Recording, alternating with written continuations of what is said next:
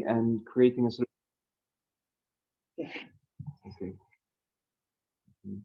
of creating an AI innovation hub. There are many choices, interesting technical details and scientific details which we can discuss, and we're hoping that these will be interesting to some of you, having, as I understand it, just finished a PhD or being in the process of starting a master's of PhD, something in that range. And yeah, this should be an interesting exchange. Please do interrupt us by raising your hand, and Tamara will sort of interrupt us to manage the communication. We like to be interrupted. We think it gives us a nicer sort of exchange.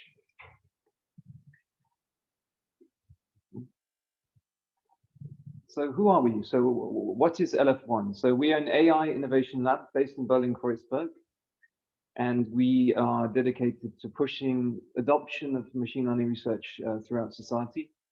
And we're doing that by developing products and open source software and technology. So I'll get more onto that. Why do we want to do that? So we have the 3 E's: empower, enlighten, elevate. We would like to empower people and organizations with AI and with tooling in particular to build AI. So it's not hard to access AI nowadays in some form or other, Google Translate, various APIs which you can access online, but actually to use AI, get hands-on directly, to build AI, to adapt AI is difficult. And we want to be part of that project. The same goes with knowledge. So knowledge is accumulating over time in the form of information, but it's not necessarily navigable or useful. And we have the problem, of course, of assessing truth, assessing merit. And I think that AI will be a big piece of the puzzle of solving this problem. And we have some expertise which we're bringing to bear already in that direction. We'll go on to that more later. And we'd like to do something which enhances human experience. So the products which we build, and we would like that they are such that we can enhance creativity, interaction, and so forth, rather than contributing to the number of sort of questionable applications which are prominent now in society: facial recognition, deep fake content. So we really like to stay on the positive side. Yeah. So we really want to contribute, give something back, and we're 6 people currently. Top row, co-founders, bottom row are joiners, but we all have a seat at the table. So the organization is such that everyone who joins participates in the business, is a part of the business in terms of directly stands to profit from the performance of the business. And we want to keep it that way. So we want to keep it flat. The backstory of founding this company is that myself and Alex, the second column, we met at the university some years ago, studying computational neuroscience, which is interesting. Back then, the idea was that the brain would be the next big breakthrough for AI. Studying the brain would inspire us to create better algorithms. But in the meantime, machine learning has really taken off. So we both sort of converted to machine learning in the course of that master's program. Yeah. And Timo on the right-hand side is a business expert, and he founded a company in 2012 called Is Lf1 in the area of ad monetization, which was one of the fastest growing companies in Germany, or in Europe actually, in the following 6 years, I believe. And that was exited, so acquired in 2018, 19. In the meantime, Alex was the second hire at that company, helped build up the operations and the software stack, and that was very successful. So they had that experience of already building and selling the company. Myself, I was in research as a PhD student and postdoc, and decided 2016 to get something from the industry. So it was at that point very hard to work on deep learning in university due to lower computational resources. I think to some extent that may have been solved now, but yeah, that was one factor motivating me to move. And 2018, we decided to start the company, well, at that time, Lf1, but now it's Lf1.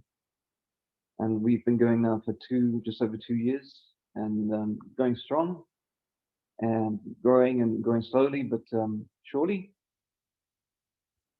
So what are we trying to do at Lf1? Well, we want to create an exciting place for research and collaboration, and we want to shield ourselves somewhat from the free market, in terms of how we perform research. And so we're doing real research in deep learning and AI, machine learning, and we're also developing products. So I'll go on a bit to how that's done, how the separation from commercial pressures, we want to achieve that. And it relates to this matrix, which may have already confronted some of you being in late stage education. So at the moment, most of you will be in the bottom left. So you've got PhD, postdoc, professor. So this is the path, the traditional path for a PhD student.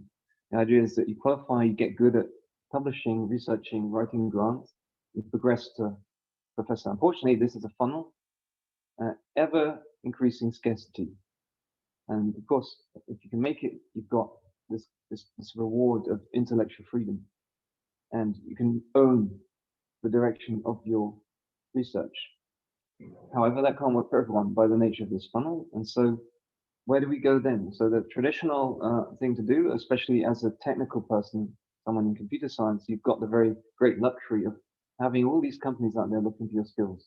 And that's even more so true now that we have AI. It's going to transform society. And so you've got Google, Facebook, and big tech, and then we have companies like Zalando and so forth in the middle. And big tech, we all know that they're very active in AI. These companies here are quite a lot further behind. So that has the advantage of, if you go in there as a researcher, you're going to be able to really change the game, to be a game changer in the organization. And that's super a positive experience. And then, of course, you've got many small startups doing, smaller companies doing very speculative things and high risk things. And these tend to last a bit shorter. So, but then the projects are super exciting. Problem is that at this end of the spectrum, you've got a lot of bureaucracy, and that's persistent to this part. So it's difficult to get things into product. And this end, you have sort of high risk, and things can stop very quickly. But on the other hand, if you fit into one of these organizations, you're going to have immediate impact. So you're going to start building things day one, which are going to somehow affect product. So in the middle, you've got places like DeepMind and places like Facebook AI Research. There aren't actually many of these, sort of sharing some of the pros and cons of both sides. But something which until recently people weren't doing very much was the bottom right corner. So it would be nice, due to the fact we're creating very useful tools and ideas in AI, to actually somehow own these ideas to some extent. And now increasingly I've seen technical people going out to found their own companies. So in my year group at the beginning, no one. So at the beginning of the PhD, no one was starting a company. And of my year group, I think several have gone on to start a company. And what you can do is you can either go to a venture capital fund or an incubator where there'll be people to help you go through the motions of putting a company together and building out, pitching to investors. Or you can bootstrap your organization, as we have done, which means you'll be a full owner of your organization with your co-founders. Of course, then you have the challenge of building up your organization from scratch with no funding and spending your time on things like managing, pitching, talking to investors and so forth. The question is, as a technical person, someone interested in ideas, is this really what you want to be doing with your time? And for me and for my co-founders, this isn't necessarily what we want to be doing. What we'd like to be doing is somewhere in the middle here. So we'd like to have intellectual freedom. We'd like to own our IP. We'd also like to make direct impact on society. So we want to be somewhere here in the middle. So that's why we've come up with this model here, which is where we're working on ideation, research, and prototyping in a cycle. And the products of this research and prototyping are being separated off. And we're trying to make IP deals with other companies or partnerships, maybe spinning off other companies, which will then do operations, founding non-profit organizations, or publishing software to open source. And the proceeds out of this will then flow back into research. So we sort of have this nice focus on research. We want to keep doing research. That's our goal. And we want to create a super exciting place for technical people to work.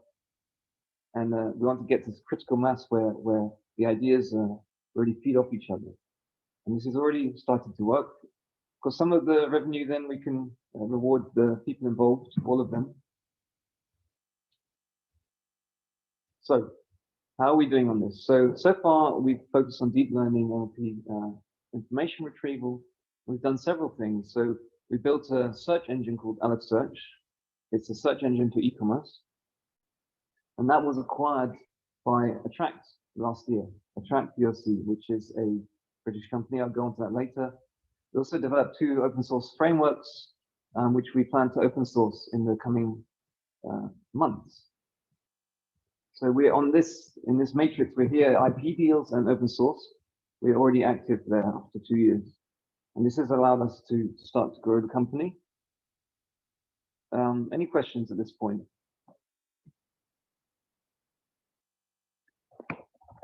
Can you still hear me? My question to you. Yes, we can still hear you. I don't see any raised hands. Please, if you have any questions, just raise your hand or write it in the chat, whatever works best for you.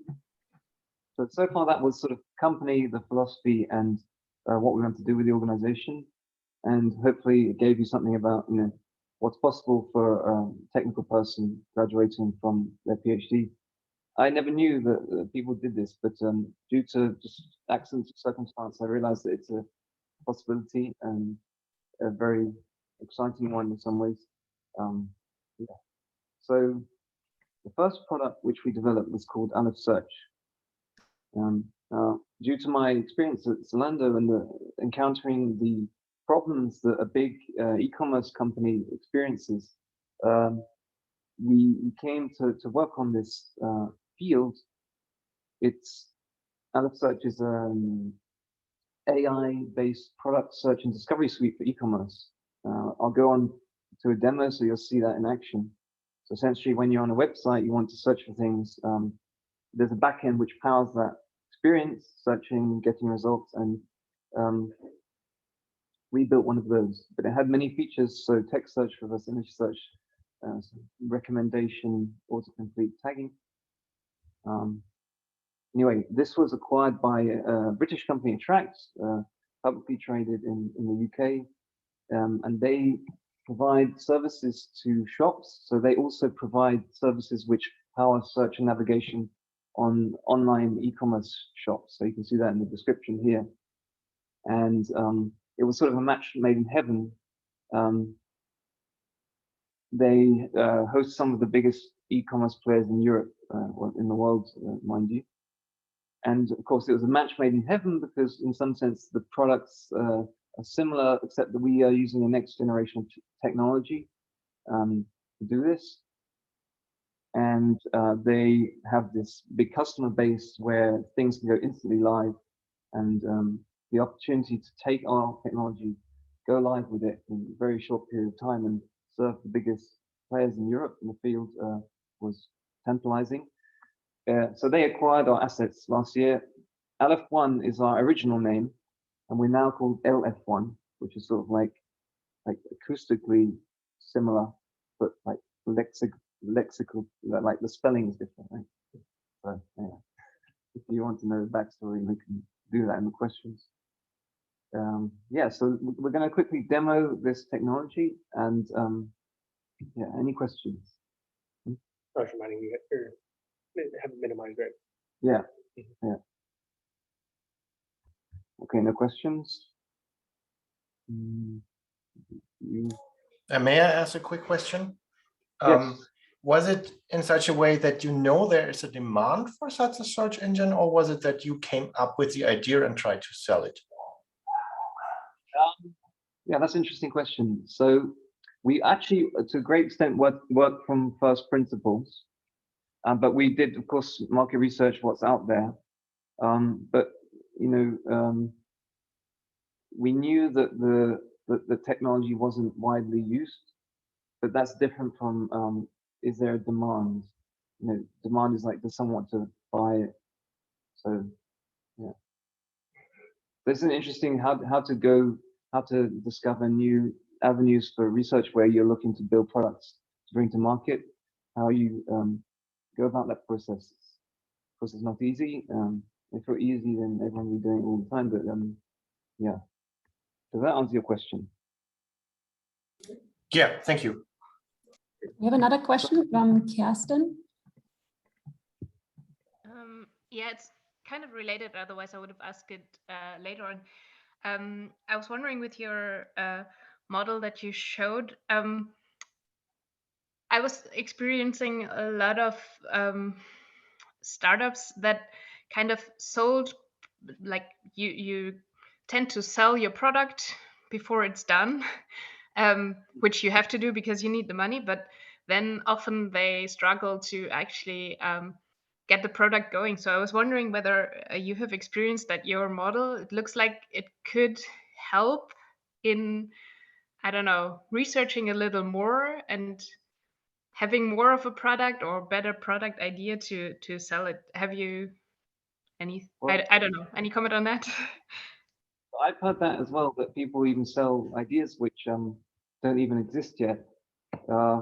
Maybe that's like a nice way to go about it, because then you're sort of, it's like experimentation. You're testing, you're doing an experiment, and the market is like your laboratory, and then you don't sink resources into into the research. But then you can get left with your pants down when you suddenly get 1 billion users.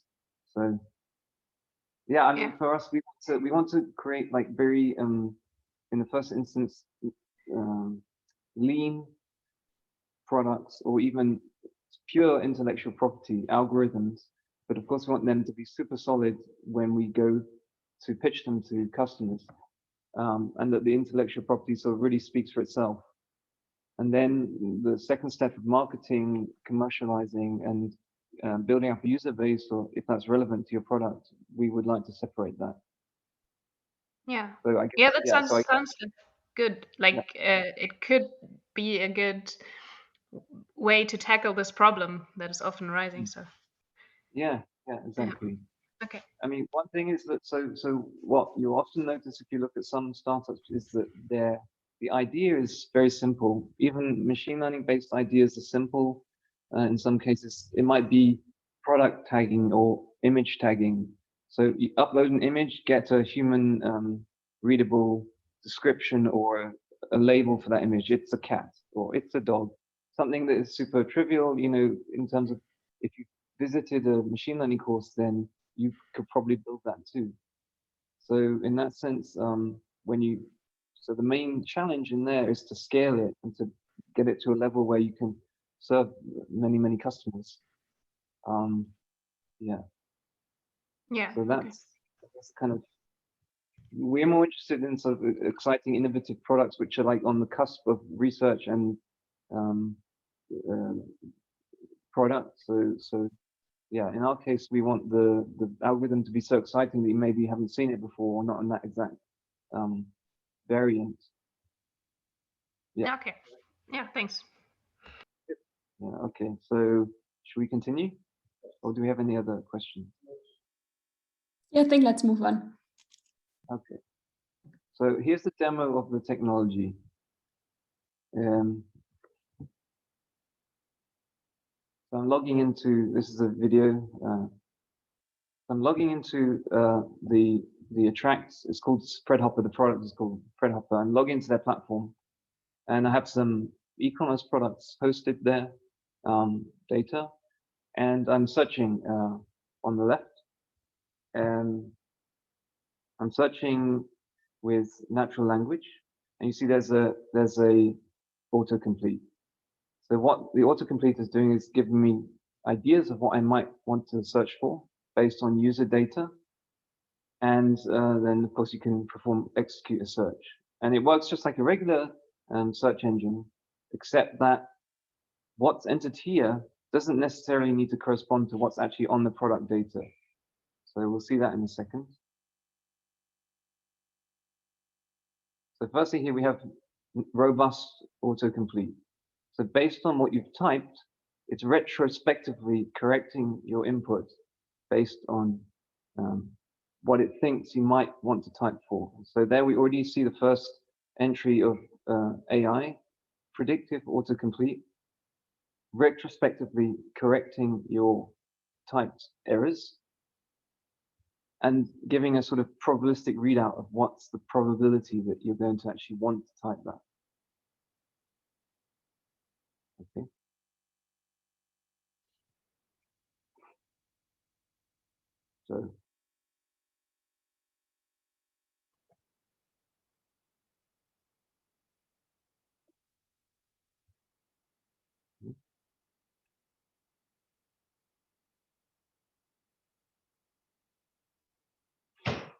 So it's very robust to these types of mistakes. And then we get already here. So what you can do is search with very visual vocabulary, and you're going to get results of unending length. So you can get as many results as you like. And the words that you type don't necessarily need to appear on these products, right? So it's semantic in the sense that there's a meaning of what you're typing. So you're getting results, even though none of these results necessarily say the exact thing that you're typing. So there's some language understanding in there. And then what I've seen there, sorry, I went a bit fast, is that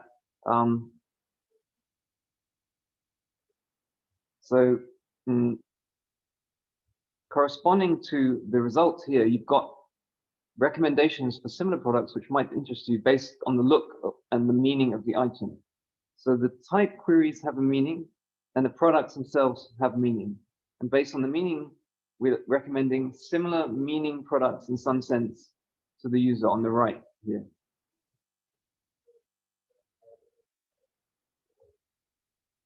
So now the search is fully multilingual. It performs language identification. So here we have languages, the same query in multiple languages. Here we have German. And we're searching again with very visual vocabulary. So these products do not have that information listed there.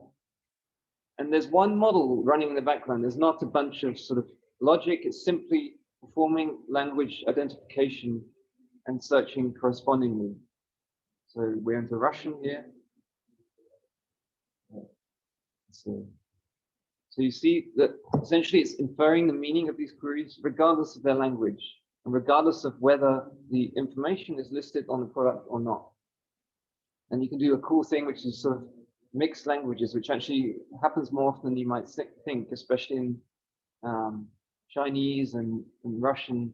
Right, so here, let's just make sure we're clear what's going on here. So this is the same query that we had before, except it's in half Russian, half English. And nonetheless, we're able to get nice results corresponding to the concepts which are contained in that query. So this is really a whirlwind tour. Usually we present this for quite some time. So here we have some images which we can also search with. So we're uploading the image and get similar meaning products on the right.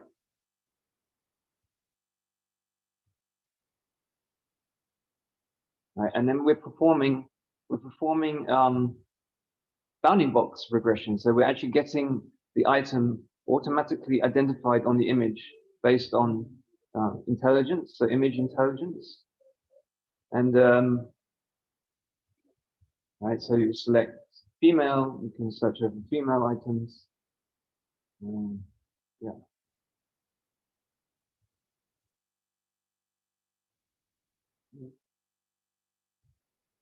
Interesting one.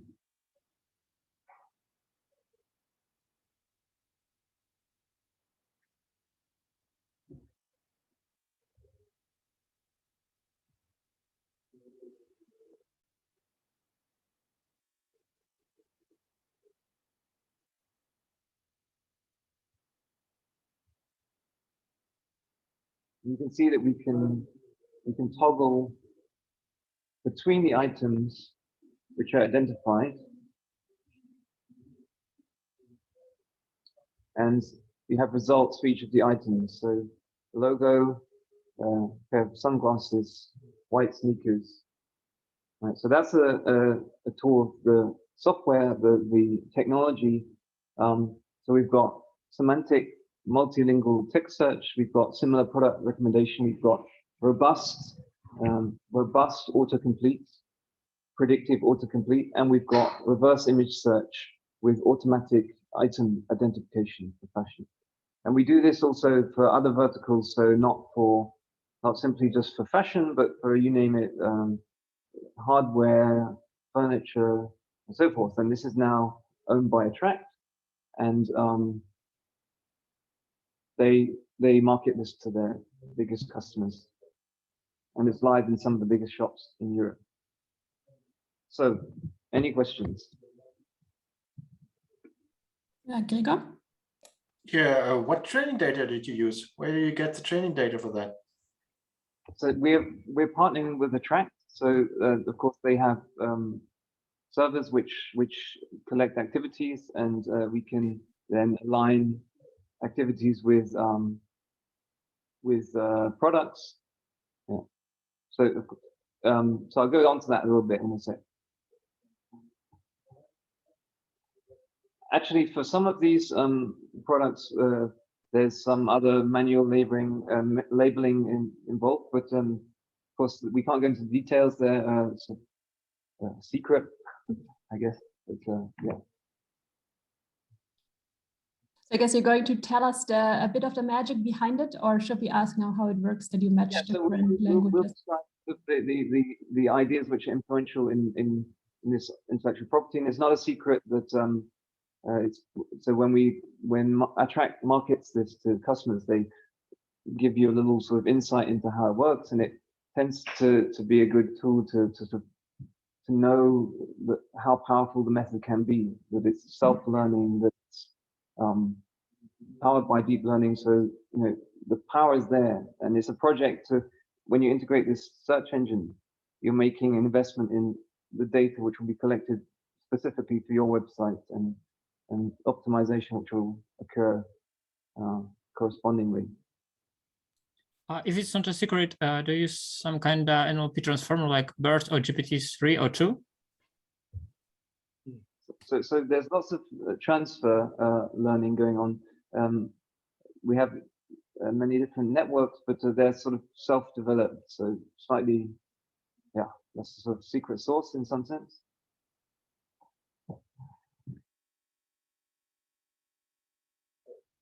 So should we continue now, or are there other questions? So you haven't used any pre-trained weights, yeah, from any other models? So this is the way it gets a little awkward, so we can't go into too much detail on this one, but we will talk about the ideas behind the IP. So the basic philosophy and what this is based on. Okay, thank you. Okay, cool. So so this idea that you can represent meaning in some sense with machine learning, it goes back to an idea from the 50s. It's called distributional semantics.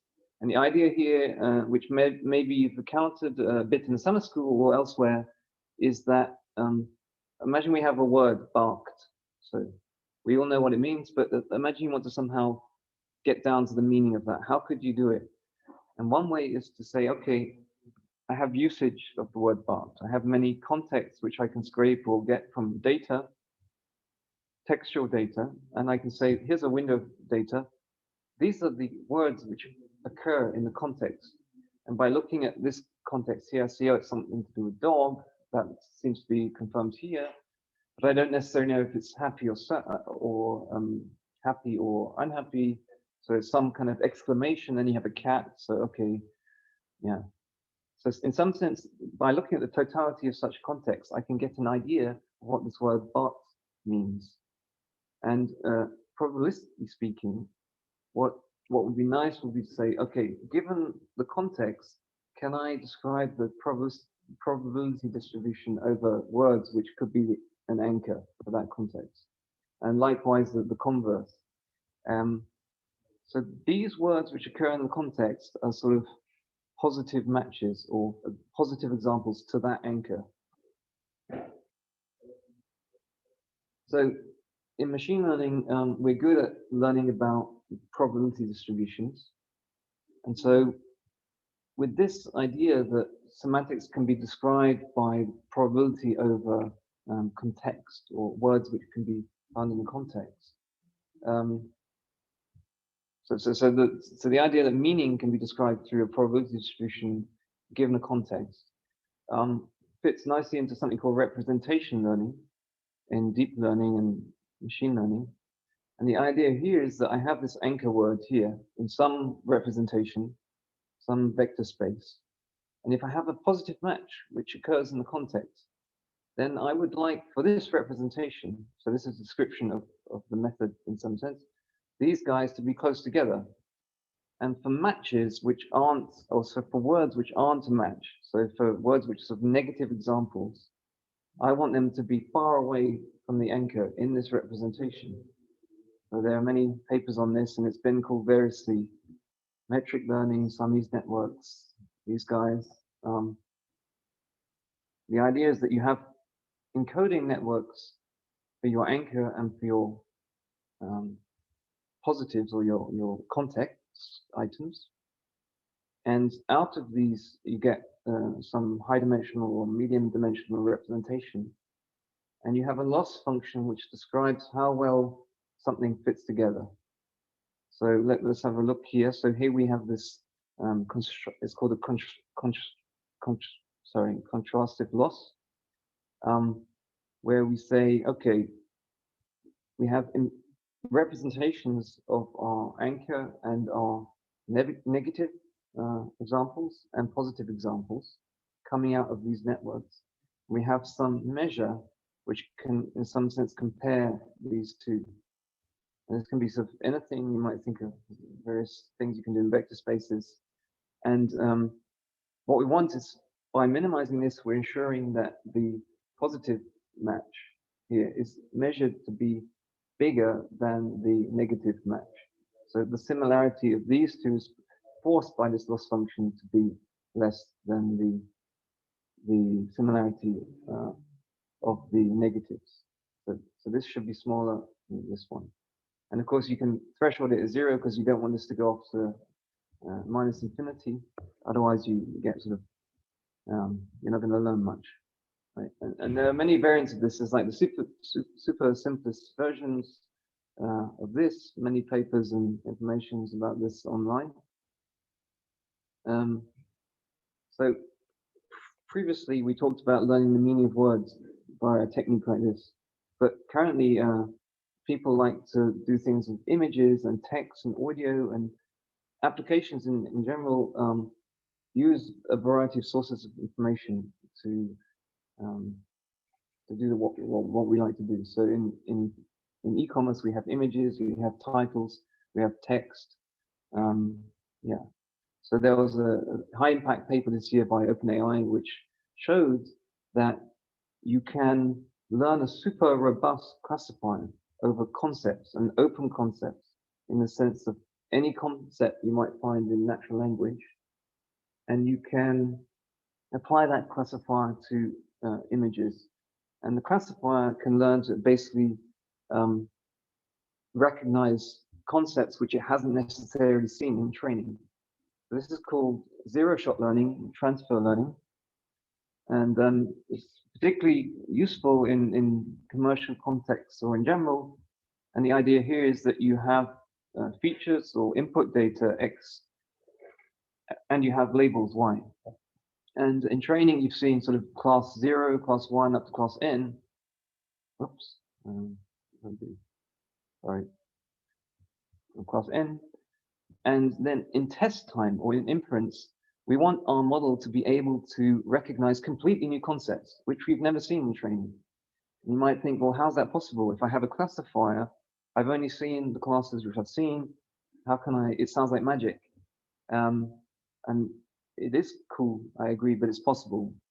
And it goes back to this paper, 2009, where the method was essentially to use a sort of representation learning, where the labels occupy some representation in a vector space, and so do the input images or data points. And then if you have a representation of words in some vector space, then you can sort of correlate that vector space with the input data and generalize to labels which are outside of those with which you've trained. And here they had the very vivid application of being able to do this for brain states as measured by fMRI data. So having seen sort of some of these concepts here, they were able to generalize to other concepts which were in some sense similar, but for which there was actually no training data. And for e-commerce, this is super useful because suppose we have a product like this. We've got images, we've got a title, we've got metadata, and we've got a description. And all of these pieces of information play a sort of different role in what does this mean to a customer. So of course, there's only one way to know this is a beach dress, and that's by looking at the images. It doesn't say this anywhere here. So I want to use this information, but I also want to use this information here. And if I can train my model in such a way that my encoders, which I use to perceive all of these items, are in some sense content-based, so semantic, and give me a representation in some vector space, then I'm able to generalize over and above the products which I had in training, and to create a super easy to integrate and super flexible service which can handle new data easily, updates. So that's essentially what Search is. We're representing products using a raster of neural networks to perceive the content just as a human would do, and to create some representation. And we do the same for queries, whether they be typed queries or query images or other products. And then by analyzing user activities, we can essentially create the context stipulated by distributional semantics. So here context comes through usage on some customer-facing website or what have you. Here, clicking through to snake print when these were the choices gives us that context. And searching, of course, is then super simple. Yeah, we have this vector space representation, or this high dimensional representation, and we can do all sorts of manipulation in that vector space, and it makes for a very nice search engine over meaning. Do we have any questions at this point? We already had one question in the chat, which is more general toward your business case, but I think still interesting. Yeah. So Simil asks, the business cases you have shown so far are more aimed for end customers or customers, which is a rather risk-free business. And he would be interested to know if you also have projects that are highly speculative, for example, proprietary trading. So it's just something where you can generate profits or lose money. And if so, how does the cooperation with the company work then? So as I understand it, the question was, so this product is low risk, and are we doing higher risk things? Yes. So higher risk would be like maybe building a rocket or something. We're not doing that. Something where you can lose money, right? So where if something goes wrong with your stuff. So if we're trying literally to game the stock market with bots and do things like that. I think that was the example given, yes. No, we're not doing that. So we wouldn't necessarily exclude the possibility to work on technologies which can be used for high-risk applications. But actually, I mean, our aim was actually to create a space where we have thinking space, essentially. So we don't necessarily want to do these things directly, but we do we are interested by a range of technologies, and yeah, I'm not even sure if gaming the stock market with bots is possible. Right. No, but I guess Yeah, one yeah. example is that part of the cycle we're looking at is spawning off new companies Yes, and ventures exactly. potentially. So if we Yes, have a yeah. high risk IP that we think is promising, we could still go through spawning a spin-off route where then we would have a separate company taking that risk. Yeah, I guess that's the thing. So we would like to somehow hedge our risk, because we don't want to go bust. We don't want to go down the route of sort of grow super fast, sell something at a very high yield, and then maybe fail. We want to have this space. We want it to be sustainable in some sense, and we want it to create somewhere where we want to work. So our co-founders, Timo and Alex, had experience already of going for the exit, and it's not the route we want to go. We want to have a company which we can sustain.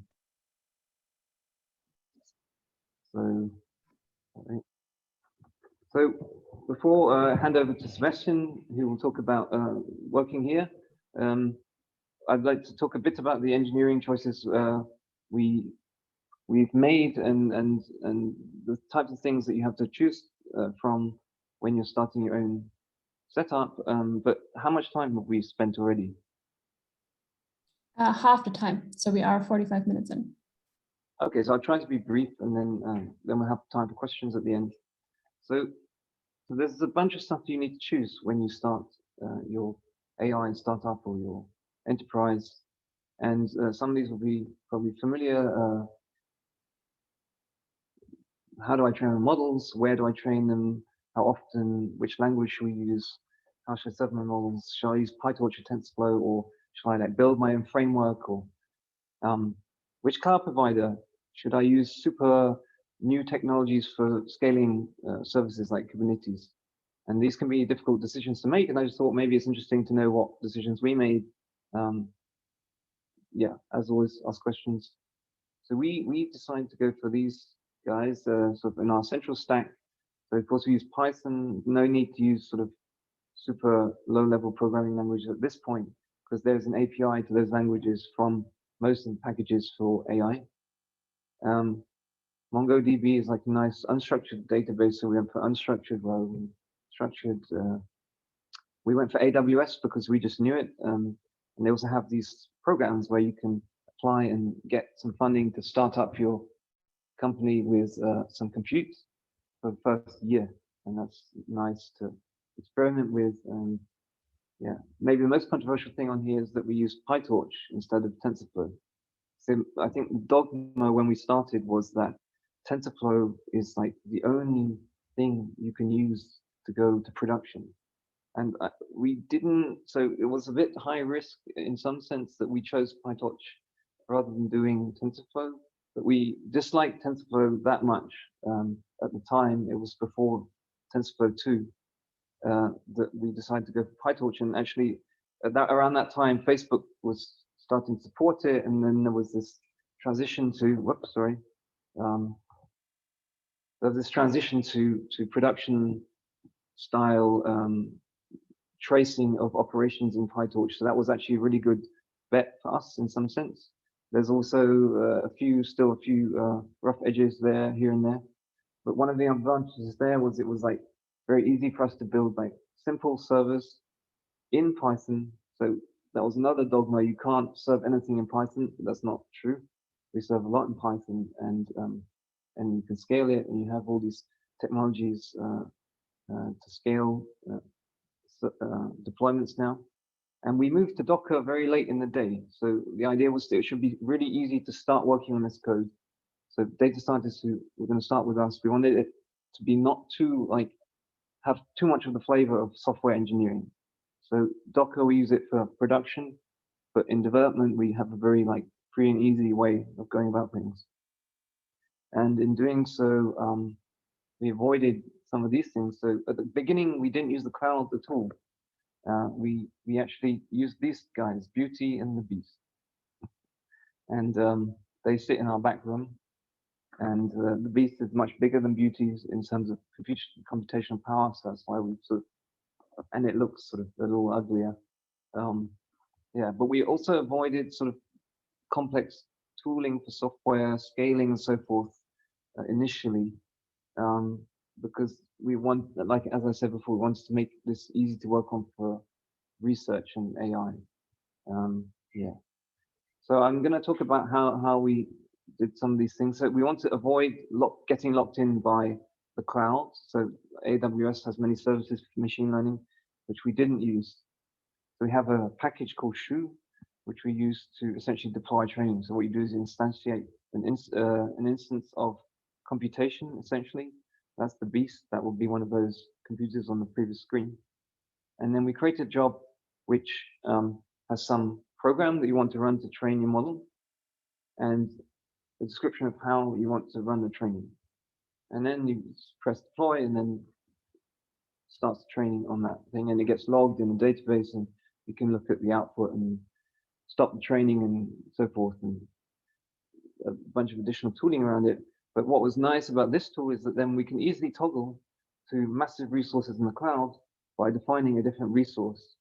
So here we've defined 4 nodes of P3 16x large, so that's like 16 massive GPUs, and deploy in the exact same way.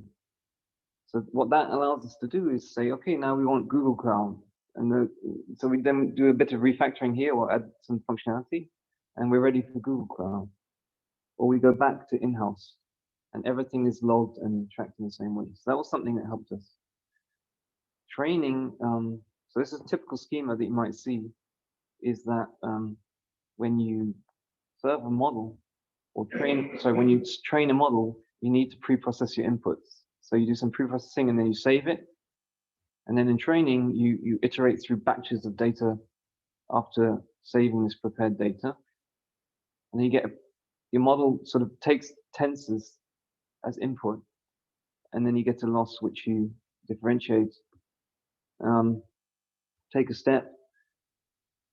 The problem is that then in serving, you have to somehow connect the dots again, the same dots that you had connected in training, and you have to make sure you connect them in exactly the same way. So a typical thing is like, there are these numbers which have been floating around the internet since goodness knows when, which is how to normalize the input to like an ImageNet classifier. And there are like these 3 numbers, and you copy them off some blog somewhere, and you put them into your ImageNet pre-processing script in order to reproduce the results of some model, which is a bunch of weights and forward pass. And that's like a weird thing to be doing the whole time. And so you end up importing from your pre-processing package, and then you also need post-processing too. And you might need post-processing in training as well. And then you're going to get this weird versioning issue, because like if you trained with different pre-processing in this version, then you're going to have to adapt your code base here to get your serving code base here to import the version you had for training for that one. And there's all sorts of matching that needs to go on to make sure your deployment picks up the right version of the code. And then you need to use like crucially use Docker and Kubernetes and these complex technologies to fix versioning to serve everything. And it just becomes a massive headache. And you need some tool to like track which, maybe a commit hash or some artifact did I use in training. And basically it's a nightmare. And so we came to this, which is, I think, simple, but also quite crucial to breaking this complex flow of dependencies, is to say, the simple assertion is, I have a model, and what is a model? It's not the weights and the functions I use in the forward pass, but it's actually a graph of transformations understood in the most general sense. And we can compose these transformations, whether they be some manipulation of textual data or loading of an image, rotating an image as an image and not as a tensor, or a forward pass, and to somehow handle the backward pass, so the differentiation of the outputs internally in this graph structure. And so what we are able to do is to define these things we call transforms or transformations, compose them in a sort of functional sense, get pre-processing and forward pass and post-processing in the same object in the model. And then when we go to training, the data set and the loss also become a transformation. So it's a fully functional way of thinking. We have an object here, which we can train with just a few parameters. And what this means is in serving, I just say load the model, including those pre-processing and post-processing routines, set the fact that I want to infer and get a single output from the model, human readable, directly usable in my application. When I go to evaluation mode, I can do something like put the model on the GPU and then get a sort of batchified version of that previous model baked into the object. And this makes my server super simple. Just looks like this. Load the model, apply the model to the input. So this gives us much simpler flow of dependencies, and I send the specification back to the experimentation. I'm breaking this cyclical thing. And what that means is that we're able to experiment very easily with a very nice separation of concerns. And hopefully this is going to mean that this is the focus of our organization. And we're going to have some engineers to help us deploy prototypes and then some people connecting to the industry. Okay, so that's all I've got to say now. I think to have questions, we should move on. So Sebastian will present his work and working with us and where we want to go.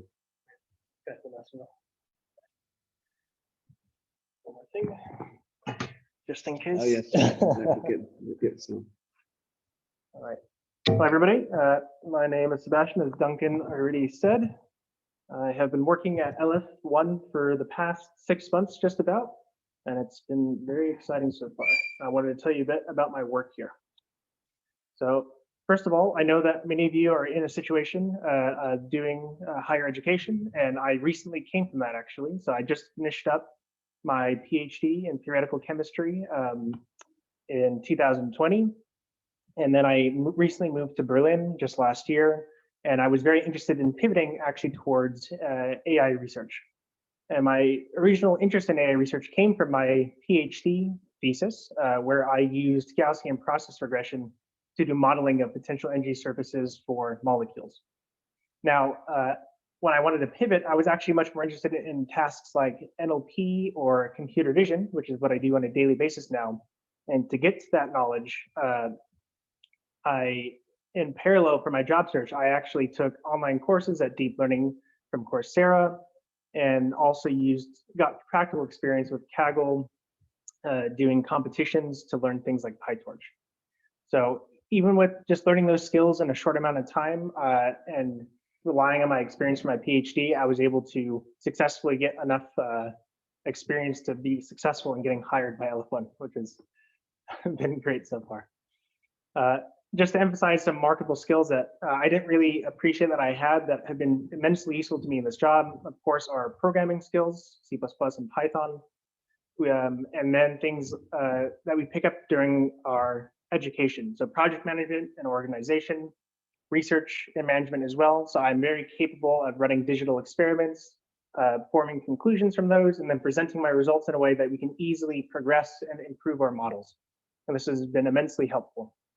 And in fact, one thing that came in handy from my time at really optimizing code was that we, with my colleagues, were able to speed up our training time of some of our models by 10 times just through some vectorization, which is basically a couple lines of code change. So that was nice. Now, I wanted to go, of course, you can choose between different types of companies to work at. I'm not going to give a broad overview here, but I wanted to give you my perspective on why I think a startup offers some unique benefits. First off, most people say this, the job hunt is never that pleasant. But I found that a lot of startups, they actually chose interview processes that assigned a hands-on challenge that related much more to my daily work.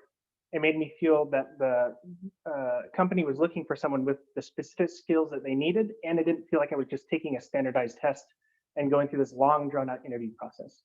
So in fact, at Lf1, I was handed a notebook, some resources, and a problem, which was given some images and text, can you do an image retrieval task? So basically a watered-down version of our LF-Search product. I was given a day or two to complete this challenge, to work on this challenge, not necessarily complete it. and we talked it over, and it was an extremely fun challenge that got my hands in on the type of work that I do now on a daily basis. The next thing, of course, is this partnership model that we talked about. So in a lot of startups, they have some sort of equity compensation, and in this case, we went with the partnership model, which is I'm really excited about. And this really allows all of us to directly benefit from the company's success. In this case, it's through a yearly bonus that scales with our profit. So I really get to feel like I'm invested in my company's success because it feels they're invested in me. And additionally, when you're at a small company and at a startup, you have a voice at the table. So here we all participate in discussions and have regular discussions about how we want to shape the future of the company and what new products and things we might be interested in. And that's not something you're necessarily going to get easily at a large established corporation already. So what does my daily work actually look like at Lf1?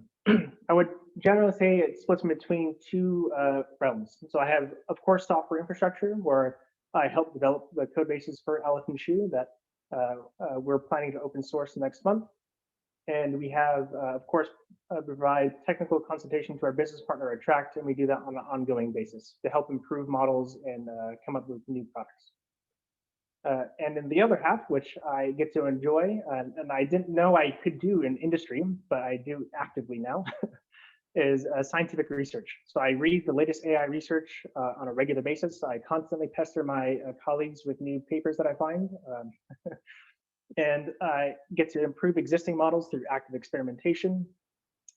Using tools like Shul and Aleph have made that extremely easy. And in fact, one thing that we just did recently that Duncan demoed to you is this reverse image search model. So the team here, we all worked together for the past 6 weeks, basically to revamp the entire model. And that's what produced the results you had today. So that involved gathering data, implementing new state-of-the-art architectures from literature, and then and then lots of fine-tuning. And then, of course, the thing that we're working on right now too is exploring new AI technologies for the creation of new IP and new products, alluding back to our company structure. So just to give an idea of some of these future directions, one is sentiment analysis. We're interested in looking at doing, like Duncan said, there's so much knowledge on the internet nowadays, and having some way to parse that and give a input summary and analysis of that is going to be extremely important in the future. And then the other thing that we really all want to do here is content generation. So things like image, music, and video synthesis. And one very early stage thing that we're just experimenting with is this model called clip-guided image synthesis. It was a notebook that's been floating around on Twitter for a bit, and we decided to take a look at it and modify the code on our own. The basic principle is you use something, a random image, some random noise, and you can classify it with OpenAI's clip, which compares images to text. So you take some text, you encode it with clip as well, and you perform their measure, which in this case I believe is a cosine similarity. And then you update this image in this condensed image space. So I believe you guys talked about variational autoencoders today, and you can use a variational autoencoder to create a condensed representation of an image. And we find that if you use this comparison to update this condensed representation, you get a much better way of guiding image synthesis than updating the pixel directly. So this is like an on-the-way picture, and then what you do is you iteratively update this. So you update it, and then you feed it back in, and you keep doing this, and then out pops your final image. At some point, we decided that you decided to stop the training loop. So this is one example where I really typed in a swirling galaxy, and this is what popped out. You can get different images based on the different kind of a noise you start with. And then some other examples here. I believe this one was a sunset over the ocean, and then this one was a brown house on a hill. So this is a very early experimentation, but exciting nonetheless that AI can really produce these images from nothing, basically. With that, we'd like to thank everyone, and we're open for questions. Thanks. Sebastian. Yes, well within time. So yeah, happy to have questions now if there are any. Again, like just unmute your mic or write it in the chat, whatever is best for you. Oh yeah, go ahead. I might have a quick one, just very computational question. So how much resources in AWS are you using for your model? So, or on a week or on a month? Yeah, so that's something we sort of glossed over quite briefly, but at the beginning when we were training, we weren't using any. So when we developed the product, we didn't use any AWS spend.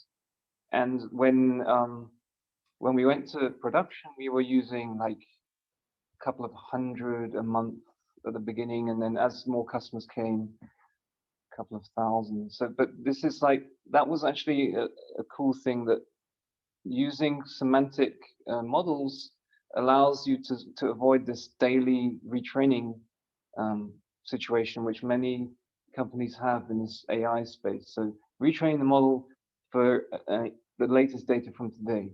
But that means that like you're going to be having this big spend every day just to calibrate to the most recent data points, even though you have like these historical data points, which are the bulk of your model. So we wanted to have a design pattern, a model which was able to handle new data without doing this, and that was why it ended up being so cheap. And it was also essential for us because we didn't have investors, we didn't have hundreds of thousands to spend on training.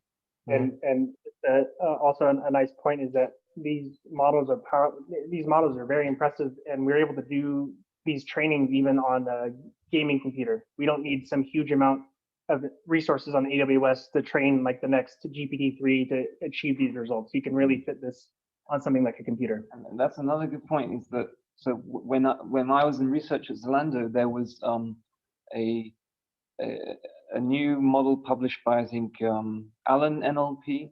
So it's a company, a nonprofit in Seattle, and they produced results with 30 GPUs and a huge transformer model. And we had the simple insight that going to a character level representation for German gives you super great representations, because German is so about the subword level. So for textual understanding, going to subword level of understanding is super useful. And we were able to compete with a single GPU model, so you can read the paper online. And that gave me this thought that like maybe there are these shortcuts that you don't need like a billion GPUs. It's just like if you have them, then you use them because it's easy. But yeah, you don't need them. Yeah, you also, there's some great content from Fast AI.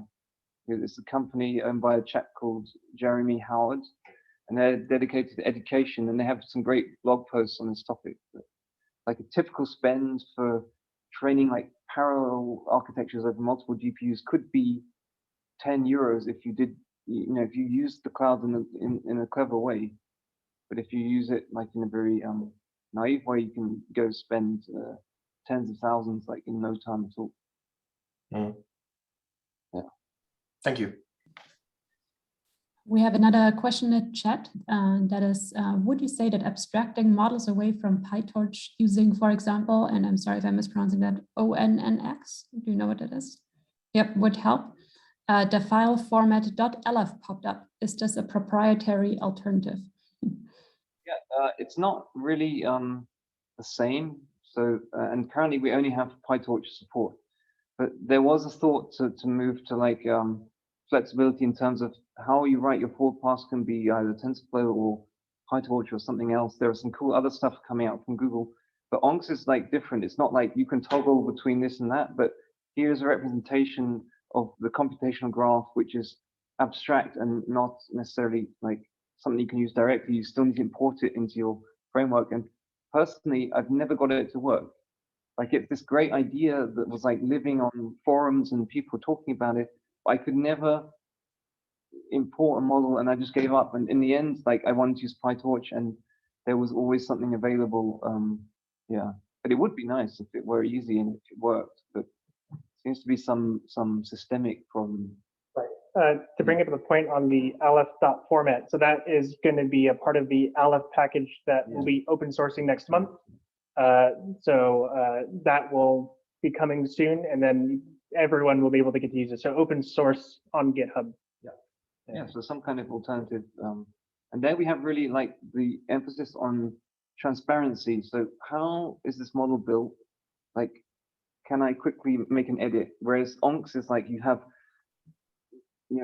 tensor operation 1 billion and 2, pass ReLU to exponential linear unit, pass it to this, and it's just not at all something you can go in there and say, oh, okay, now I get it.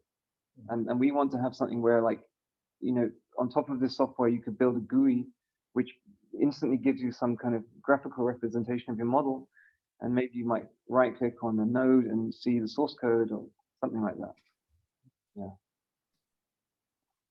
Sounds great. Are there other questions? How much time does it take to train your model from scratch? Well, yeah, so I can't get into too many details, but like it's similar as for any image-based, text-based model, like of medium size. Like you count in hours or in days or weeks? Yeah, so it depends like how much data you have, what's the size of the model, but it's like between hours and days. It's never like 6 months.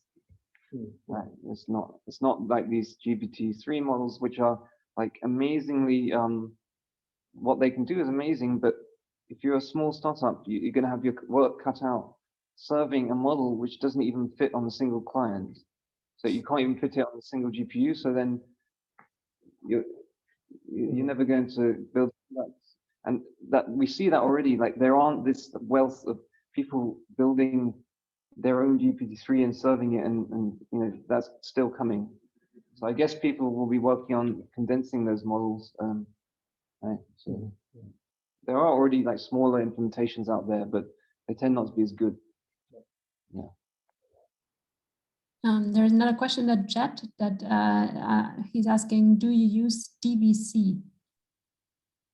Data version control. I don't have more yeah, information. So I think that's a reasonable assumption. Yes. Clarification. Yes, that's what it is. No, we don't use that. Actually, our shoe project has a similar flavor. But what we're not so obsessed about, which I believe is the idea of data version control, is like in a very rigorous way to describe the data that went into the model, but rather we want to just essentially describe the experiment we did, but we don't need to obsess about like what was the hash of this file.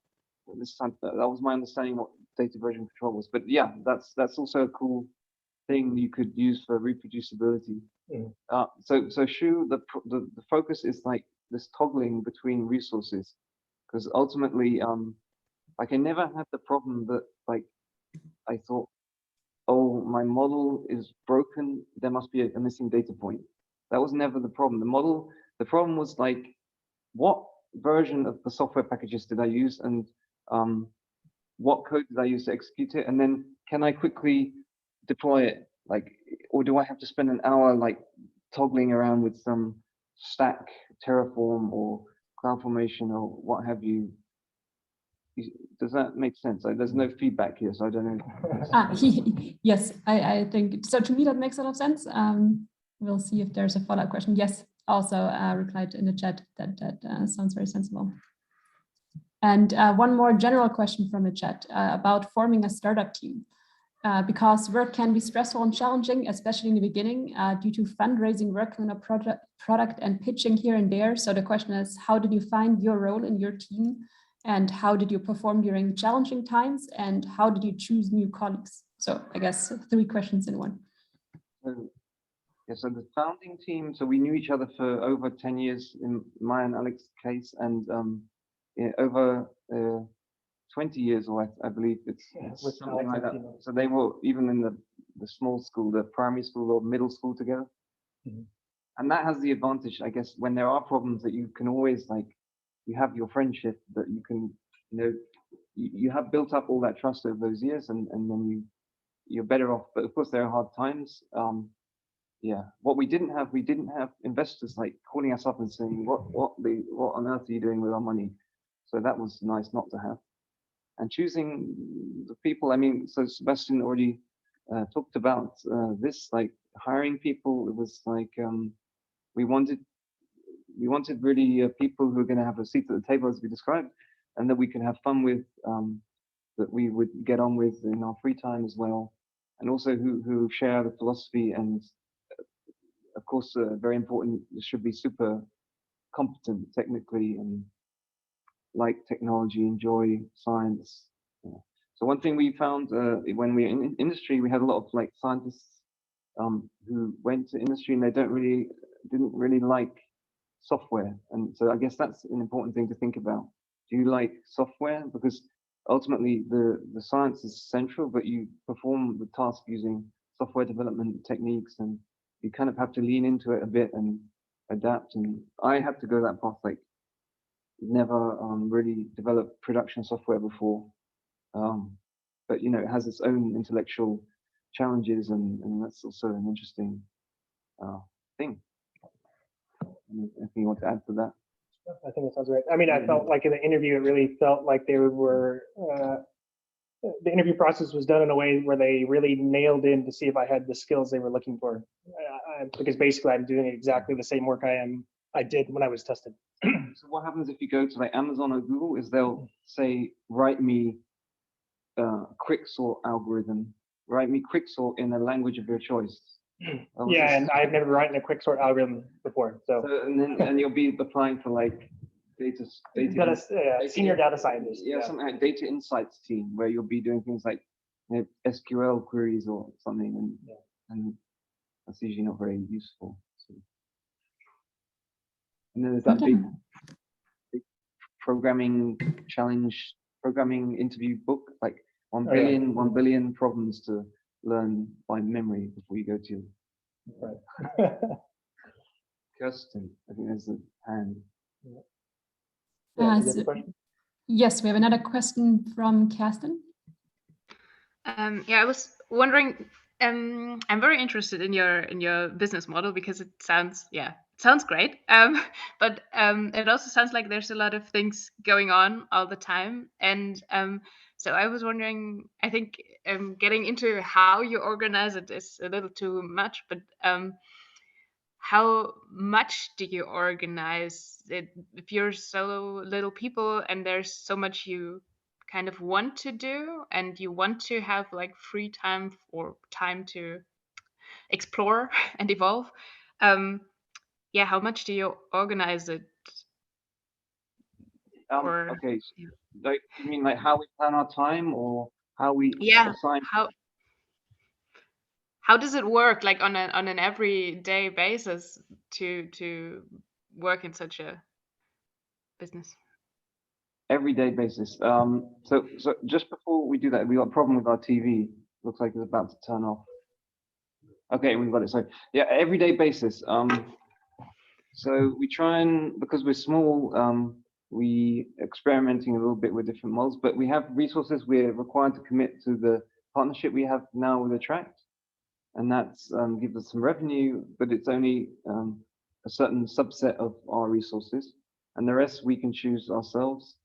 And we're experimenting with things like when we have a project, instead of saying, okay, you do that project and the other people do this project, we're trying to do it in like a more collaborative way where everyone works on a project at once. And so we kind of hack it, do a sort of hackathon. We want to see like a hackathon of several weeks where we're all collaborating and building synergy. And that can be missing at the university sometimes because you're not forced to do that. And you have this concept of like one PhD student on this project, one PhD student on this project, and then you sort of all go off in other directions. But we don't really want that to happen. So, but we're still playing around. Like, yeah, we like to try to schedule time to especially do hackathons together where we talk about ideas and then actually code and put things into production, basically get like simple proof of concepts.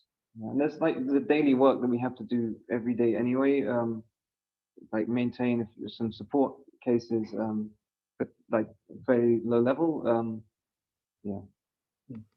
That's interesting. So you usually focus on like one project mainly, everyone, and then you try to kind of finish it or bring it on so it can go on a side note. And yeah, at this stage, that's what we're doing. Yeah. Okay. Yeah, very interesting. Thanks. We have another question in the chat. As you sold Search, did you keep any of its IP, and are you bound by cliff vests or something similar? If you are able to answer that. So everything's public, so you can read it online exactly how it works. But like we kept IP that had nothing to do with Lf search. Yeah, so we kept the IP and that belonged to us, and which was separate from Lf search, which could be separated in Aleph and Shu were ours, and there's some other stuff as well which we have ourselves. And then there's best thing is like where you have to be there for a certain amount of time. Actually, at this point, no. We are not bound to like stay there because we're our own company. So vesting is more, I think, when you join the company, like you work there, and as soon as you stop working, you don't get more shares. But like, yeah, I mean, there are details to the transaction which are kind of complex. Yeah, but essentially, we are committed to improving the software for them because we're still consulting with them, and we're also shareholders in their company. So we want to see the company perform as well as possible, and we believe that they have a genuine chance to really to scale quite substantially in the coming years, as they're lucky enough, although they've been in the market for some time, e-commerce is just going through the roof. So once this software is really internalized in the organization, we're expecting some really great things. That sounds great. Luca Steiner has a question. Hello, as a chemistry student, I have to take this opportunity. What is your opinion about the future of AI in theoretical chemistry? Good question. I think there's many different avenues. I think one of the more exciting ones recently was, was it DeepMind OpenAI? I'm forgetting which company. I think it was OpenAI who did the new protein prediction, right? AlphaFold. So the newest version of that is extremely exciting, and that solves a really big challenge that a lot of theoretical chemists have been very interested in, and that's more, of course, in the field of molecular dynamics. For things that are closer to quantum chemistry, or where you're looking at very small molecules and you're trying to do things like ab initio theories, I would say there's a lot of room there to grow, and I think there's a lot of things that need to be solved.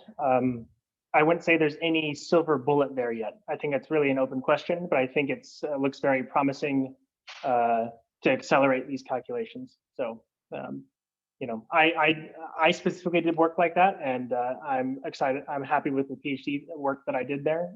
But I think there's many different avenues you could take, and there's nothing has been fully solved yet. Okay, thank you. Okay, Arthur lifted his hand next. And maybe one more question about implementation. So sometimes in NLP, just TF-IDF baseline with maybe some tricky regular expressions works as successful as, for example, BERT. So do you think so? Or maybe you even use regular expressions in your model? Oh yeah, okay, so that's true. Like especially for things like named entity recognition and classification, where you can easily like write down a rule which gets like super high precision, but then you have a problem with recall sometimes, and often okay, you have the data that you have, and then you'll say, okay, on this test set I'm doing super well with my regex, almost as well as BERT, and it's much easier to maintain and so forth. But there's also the first principles aspect of things, which is like, could my model handle like new data points, which include a slightly different distribution, like if you have some transfer. So it's oftentimes the challenge is not just about getting the best performance, but it's about designing architecture which is future-proof and which can handle more exciting data. So like for us at the moment in search, the data that you have collected from activities through Google Analytics or what have you, these they go back to the historic search engine. So before you implement your solution, you're collecting data from a different distribution, the distribution according to usage with the method which was implemented there previously, which is often something like you're describing, some very simple lexical matching system where you say, okay, if this matches, then send this result back. But the thing is, then you see outliers or data points which are more interesting, where a user's paginated to page 5 or something, and then you start getting this feedback loop, and then users, because they can see they can search in more exciting ways, start searching with more exciting phrases, or natural language queries are now possible. And so, yeah, I guess it's not the full picture, but yeah, good point. Yeah, always keep your eye on the ball. And what you definitely need is you need these like baselines. How much better am I than a simple regex? Yeah, thank you. So we have no more questions for now, and I think that also have been plenty of questions. So please, everybody, join me again in thanking Duncan and Sebastian for taking the time to join us here today. And yes, it has been a pleasure to have you here, and looking forward to see what comes out of Lf1 in the future. Thanks, Tamara. Thanks all for listening. Thank you very much. Yeah, thank you. Yeah, thank you. Thanks, Gregor.